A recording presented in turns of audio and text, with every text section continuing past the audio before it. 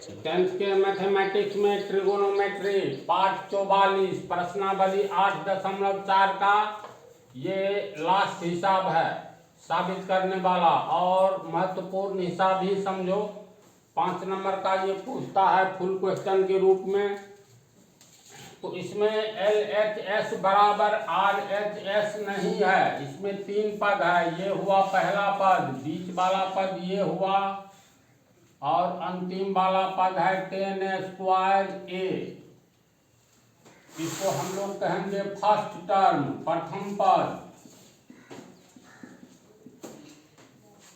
ये हो गया सेकेंड टर्म यानी द्वितीय पद और ये हो गया तृतीय पद।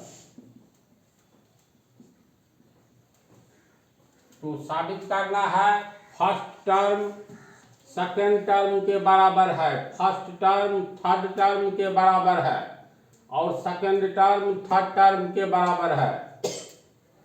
तो इसमें से फर्स्ट टर्म बराबर सेकेंड और थर्ड टर्म होगा, ये साबित करना है।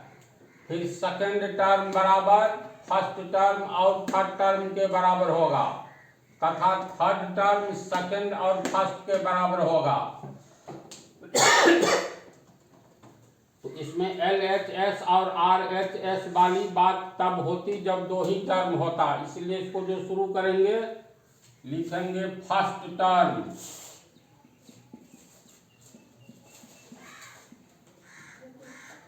ये दिया हुआ है 1 +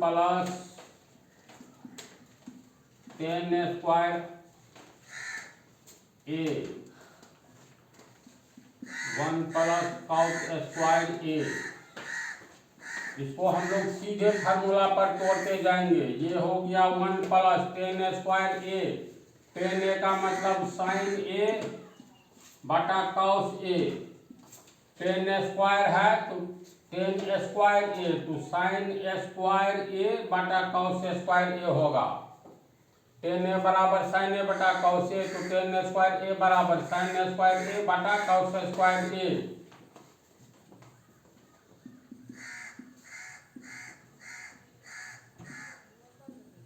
ये बटा के ऊपर वाली बात को हम लोग तोड़े हैं, बटा के नीचे 1 cos A बराबर होता है cos A बटा साइन A।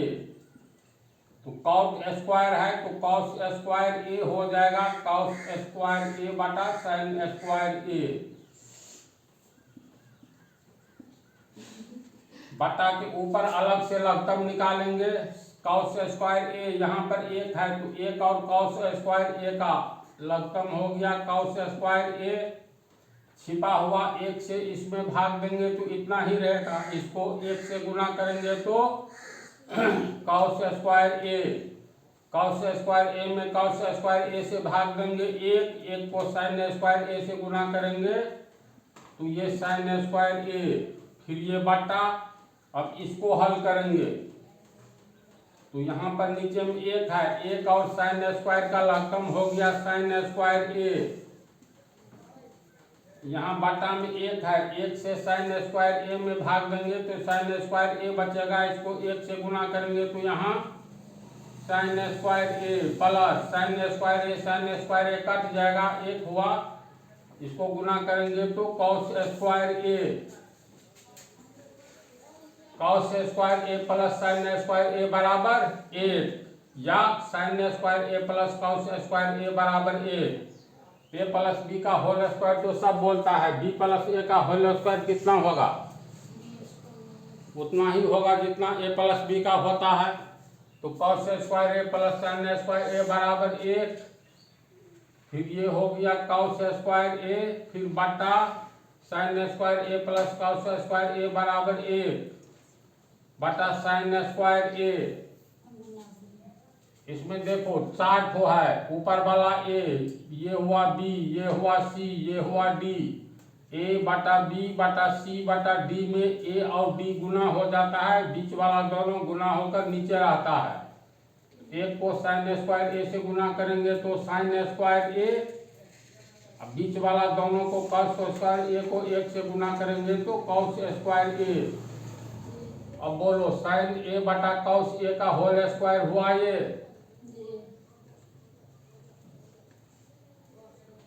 इसको ऐसे लिख सकते हैं साइन ए बटा कॉस ए बराबर टेन ए, होल स्क्वायर है तो इसका होल स्क्वायर बराबर टेन स्क्वायर ए।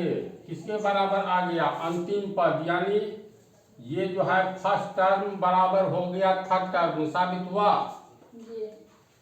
लिखेंगे बराबर थर्ड टर्म, प्रूफ। इसमें कोई विशेष बात तो नहीं नजर आई कि दोनों को टेन ए को फार्मूला में बदल दिए हैं, कॉट ए को बदल दिए हैं, इसके बाद भिन्न जोड़ है, सीधे आंसर आ जाता है। इसमें तुम लोग को कोई प्रॉब्लम नहीं है।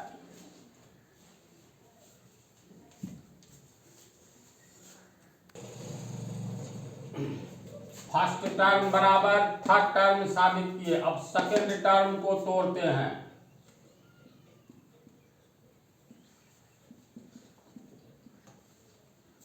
सेकेंड टर्म है 1 minus ten A, 1 minus cot A का होल स्क्वायर है ना जी। देखते जाओ, सिर्फ फार्मूला पर तोड़ो। 1 टेन ए बराबर साइन ए बटा कॉस ए, ये बट्टा के ऊपर का मामला हुआ, फिर बट्टा 1 कॉट ए बराबर कॉस ए बटा साइन ए, पूरे का होल स्क्वायर, फिर बट्टा के ऊपर ये लघुत्तम लेंगे तो कॉस ए यहाँ 1 है, कॉस ए में 1 से भाग देंगे कॉस ए को 1 से गुना करेंगे तो कॉस ए होगा, फिर माइनस कॉस ए में कॉस ए से भाग दो 1 को साइन ए से गुना करेंगे साइन ए होगा, फिर ये बड़का बटा नीचे में इसके नीचे 1 है तो लघुत्तम लेंगे साइन ए 1 साइन ए होगा, यहाँ sign A minus cos A, भिन्न जोड़ है, इसमें विशेष नॉलेज तो चाहिए नहीं। ये देखो ए, ये बी, ये सी, ये डी होगा, ए बटा बी बटा सी बटा डी, डी और ए गुना हो जाता है, यानी साइन ए ऊपर आ गया, इनटू साइन ए का गुना दोनों से होगा तो 2 पद में है इसीलिए कोष्ट देंगे कॉस ए माइनस साइन ए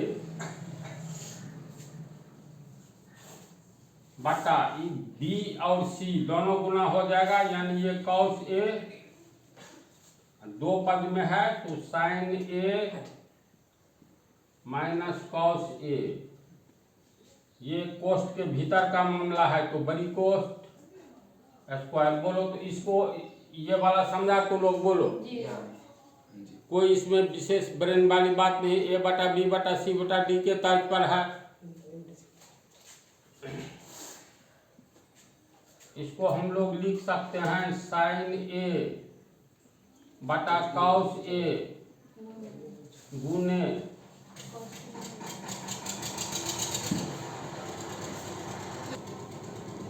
यहाँ पर साइन ए बटा कॉस ए अलग किए, अभी कोष्ट के भीतर इसमें इसको हम लोग लिख सकते हैं कॉस ए माइनस साइन ए बटा sign A minus cos A. अब पूरा का होल स्क्वायर है, इतना लिख सकते हैं ना।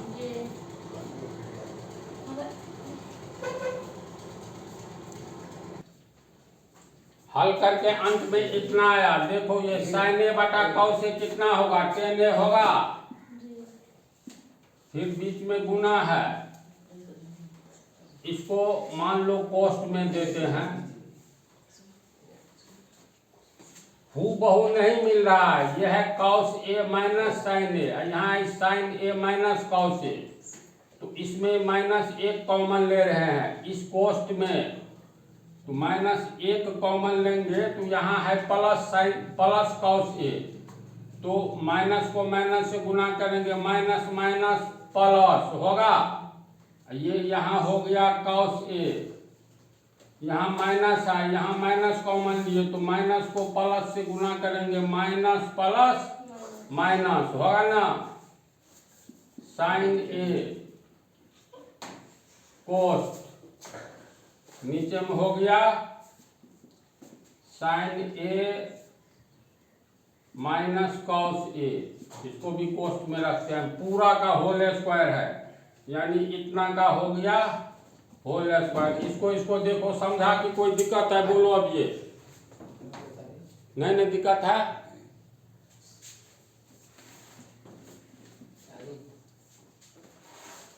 इसको फिर हम लोग लिख सकते हैं 10a गुने माइनस एक तो कॉमन में आ गया, पहले प्लस वाला को लिखते हैं साइन ए, ये प्लस पीछे में छिप गया चिन्ह, माइनस कॉस ए, नीचे में हो गया sign A minus cos A,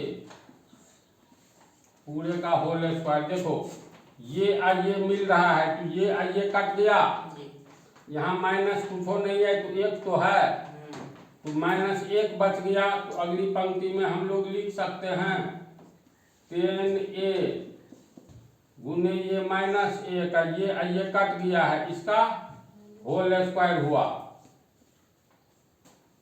यहाँ प्लस चिन्ह है, यहाँ माइनस है, तो प्लस माइनस माइनस, एक को 10a को गुना करेंगे तो माइनस 10a होगा, इतना होगा,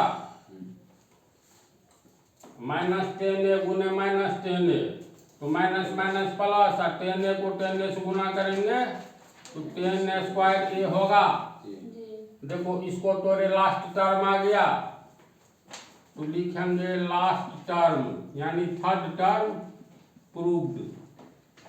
इसमें एक बात ध्यान से देखो, कहीं कुछ नहीं करना पड़ा है, इसको साइन ए बटा कॉस ए में बदल दिए, इसको कॉस ए बटा साइन ए में बदल दिए, इसके बाद बच्चा वाला भिन्न जोड़ है, तो सही मायने में फार्मूला आया तो ये चैप्टर ब्लास्ट हो गया। इतना बराबर इतना साबित किए, इतना बराबर इतना साबित किए, इसका मतलब इतना बराबर इतना होगा। बात को समझा? जैसे 5 बराबर 3 जोड़ 2 बराबर 6 माइनस 1, सही है ना? तो 5 बराबर हम साबित कर दिए 6 माइनस 1, फर्स्ट टर्म साबित किए, अंतिम टर्म के बराबर किया है ना। अब फिर ये 3 जोड़ 5 भी साबित कर दिए, इसके बराबर ये है इसके बराबर, ये है इसके बराबर, तो इसका मतलब ये दोनों बराबर है। तो अंतिम में लिखेंगे चूंकि फर्स्ट टर्म बराबर लास्ट टर्म, सेकेंड टर्म बराबर लास्ट टर्म, इसीलिए फर्स्ट टर्म बराबर सेकेंड टर्म। तो ऐसे करके ये हिसाब पूरा हो गया। इसमें भी कोई विशेष बात नहीं है, इसमें 10 हिसाब है साबित करने वाला में। पीछे उदाहरण में 4-5 हिसाब है, 15 में से 2 पूछता ही है। इस 15 को बना लेने का अर्थ है 10th स्टैंडर्ड का ट्रिगोनोमेट्री बहुत अच्छा से समाप्त। अब अगला टॉपिक तुम लोगों का रहेगा हाइट एंड डिस्टेंस, पार्ट 45 से शुरू होगा।